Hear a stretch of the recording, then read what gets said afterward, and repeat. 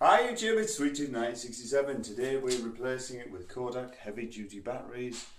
These are D times 2, 1.5 volts. So what we're going to do is we're going to change the battery on this Tesco radio because I intend to take it up the hills. So that's Kodak, basically a couple of batteries and a cat's on the toilet. That's great. So, we've got two big batteries. One, these are the DRM2 Kodaks.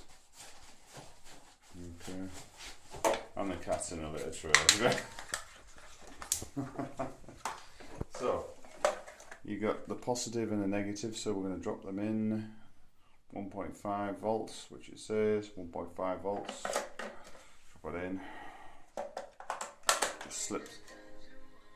Ooh, I can't shoot that can. That's it. Done. Make sure. And it works fine. Done. Just thought I'd show you that. Thanks very much for watching. See you later.